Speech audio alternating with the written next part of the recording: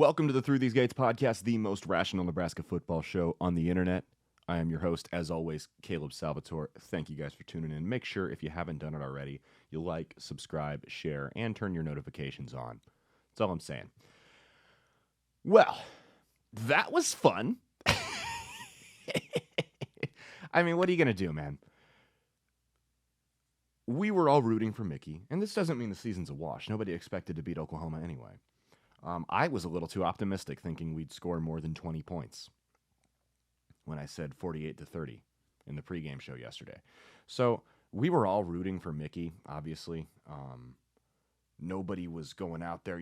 Nobody realistically thought that we were going to come out and beat Oklahoma. I thought it'd be a closer game. I was wrong. That first drive, I was hyped, man. The first two drives. Big sack followed by, forcing a punt. Offense comes right out and scores. Took the top off the defense. That's the best pass I think I've seen from Casey Thompson since that touchdown on the first drive against Northwestern. Hit a guy in stride for 6 points. So, I just don't... That kind of fell apart. They were a more talented team, and they were coached better. You could tell. We couldn't stop the run. We couldn't protect our quarterback. The trenches. I mean, anyone who thought Mickey Joseph was going to fix a receivers coach, love him to death, great receivers coach, great recruiter, great energy, great offensive mind in the passing game at least. Anyone who thought he was going to fix the problems on the offensive and defensive lines in 4 days was out of their mind. That's all there is to it. You were delusional. He wasn't going to... what do you expect from him? He's a football coach who's never coached D1 in his life as a head coach. He's not a miracle worker. He's not a magician. That's not what he is. So I'm not even mad. I'm not. You're not going to get the rant from me. This video's not going to blow up and get thousands of views because I'm not going off on a tirade. This whole season's kind of wait and see mode. I'm really not too worked up about any losses we have going forward. If they lose, it's like, well, we don't have a real coach. If they win, it's great. All right, it's gravy. Icing on the cake, house money, baby. That's what it is if they win. Every touchdown they score, every stop they make on defense is house money for the rest of the year as far as I'm concerned. It's free football. It don't matter. Most of these guys aren't going to be here. We'll do a video next week. Obviously on replacements, but I'd like to go over keep or fire for coaches on the current staff. I think that'd be interesting. I can tell you right now, Dawson on the defensive line, Raiola, gone. Gone. Pathetic. The biggest week, I said it when I did the preview for the season for the offense, that of all the flashy hires we made, all the big transfer portal pickups we made, the one that would be the most important hire we were going to make that would literally determine whether this team sinks or swims was the coach who was the least proven with the least impressive resume, and it was Raiola. And so far, he's proven me right to be concerned. Offensive line looks bad. I haven't seen an offensive lineman play as poorly as Benhart has. And I don't think my entire life, man. It's bad. Bad.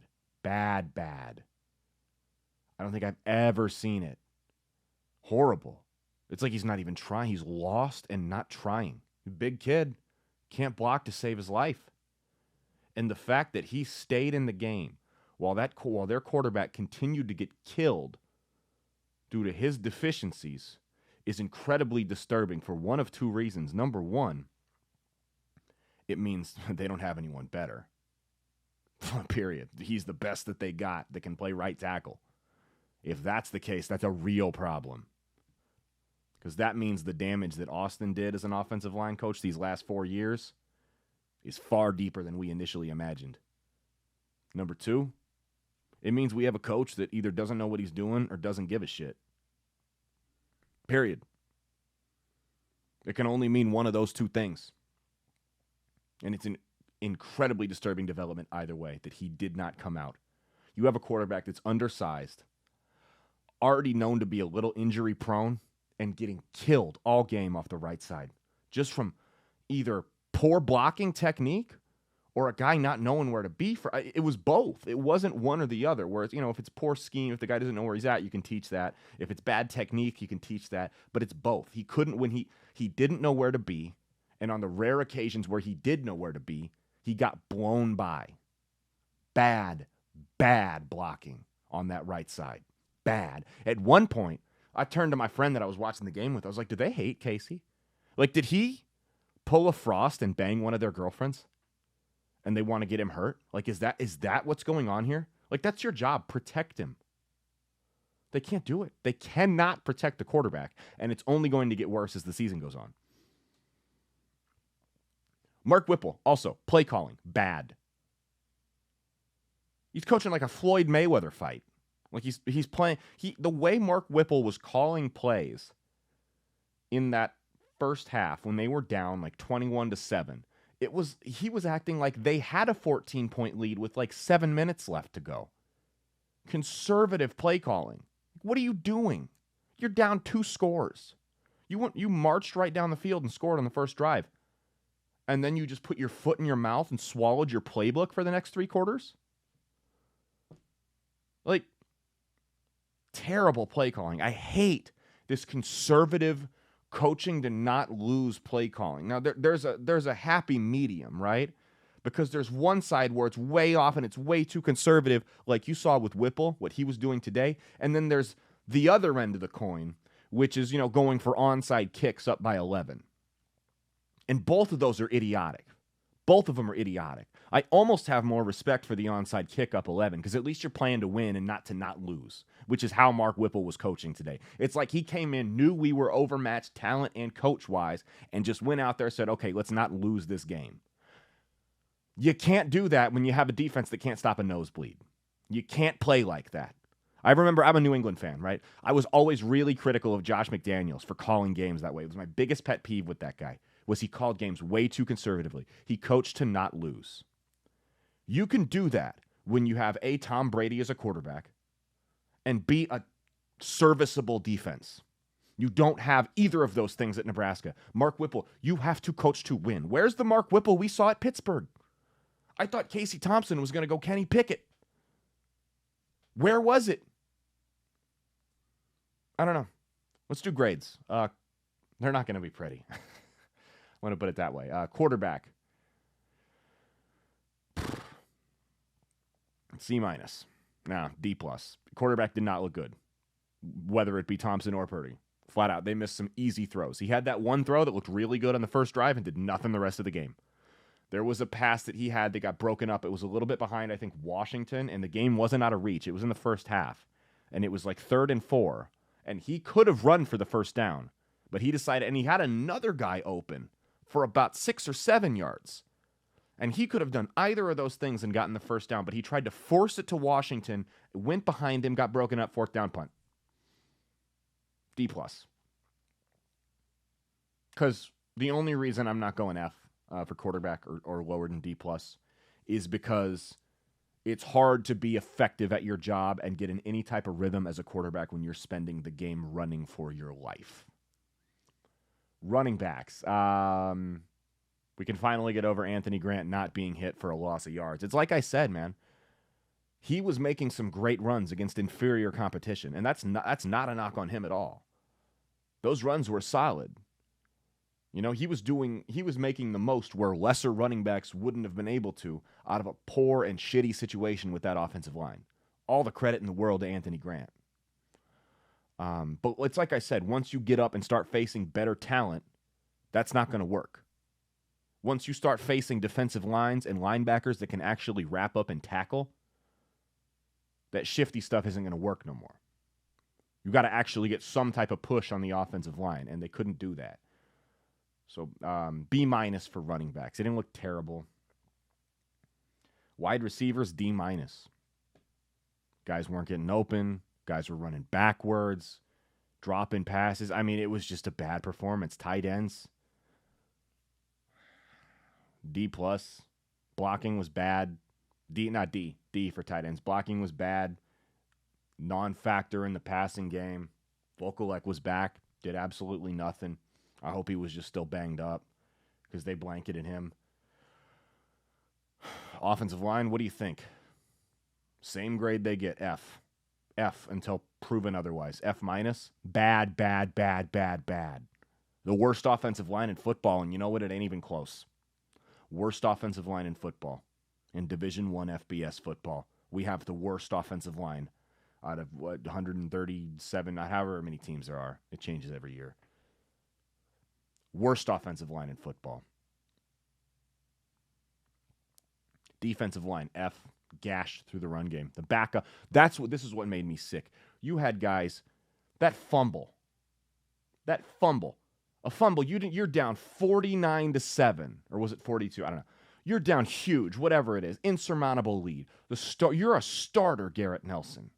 You have the starting defense still in the game against Oklahoma's backup. The quarterback and running back drop a handoff. It wasn't even a matter of, you got and enforced it and made a good play on the ball, because I get emotional stuff happens.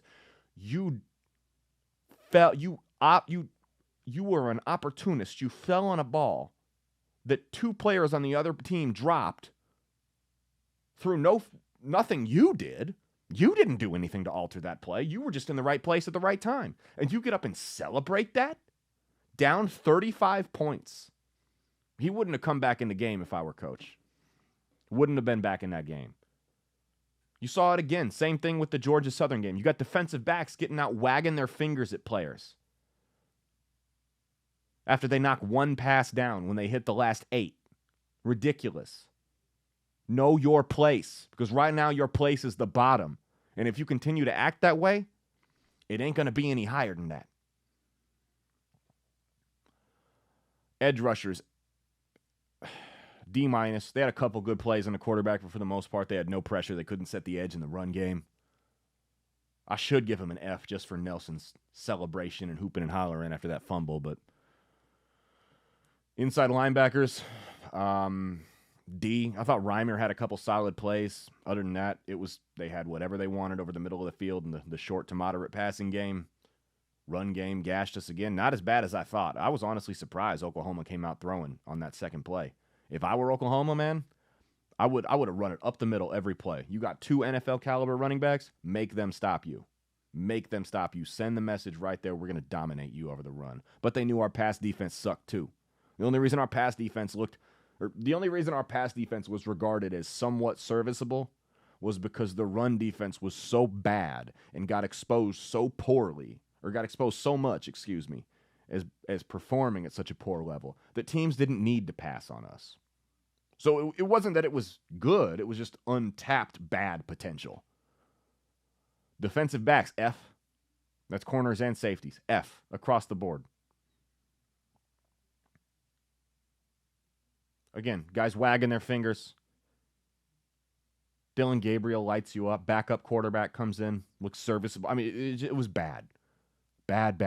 It's very clear we do not have the strength, we do not have the size, we do not have the speed, and we do not have the intelligence on defense to be a competitive team. Whoever the coach is that comes in next, be it Urban Meyer, be it Matt Campbell, has got their work cut out for them with that defense. Because, yes, it's poor scheme, and Chenander was a terrible coach that should have been fired and shipped up the river with Frost. But it ain't all scheme. We don't have the talent on that defense to compete with anybody good. We barely got the talent to compete with Georgia Southern, to compete with Northwestern, with North Dakota. I mean, no talent on that defense, man. It's humiliating. 49-14 on national TV makes me sick. Special teams, C-. Bad returns. Punts looked fine, I guess. Didn't miss one of the 2 extra points. Never got in field goal range.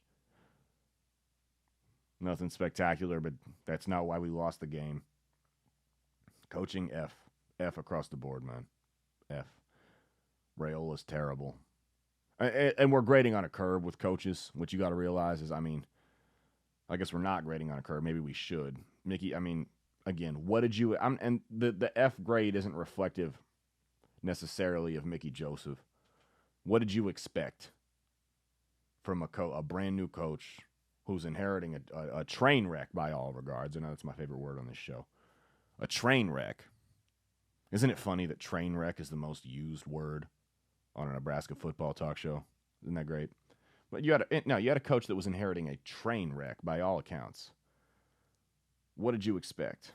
With that said, you got to look at the other coaching. Whipple, with his conservative tail between his legs play calling, F. Eric Chinander, his usual F. I mean, Raiola, F. F minus E, F, G, W, yeah, whatever, man. He gets a Z. Z minus for being the worst coach on the team, including Chinander.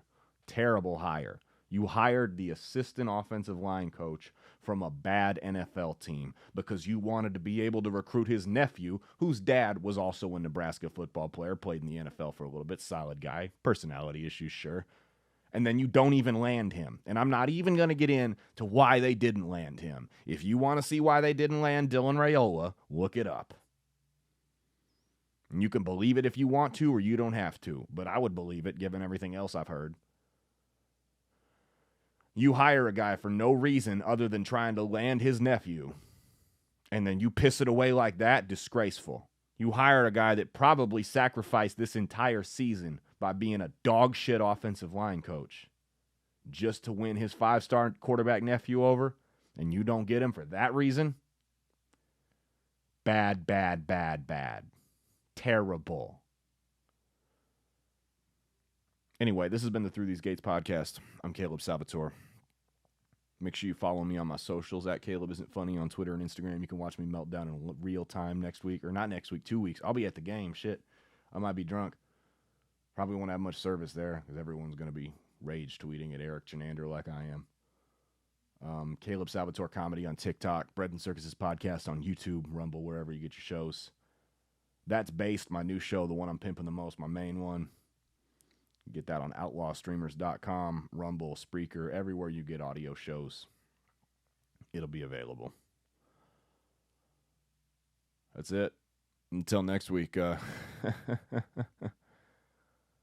Peace out. God help us all. Thanks.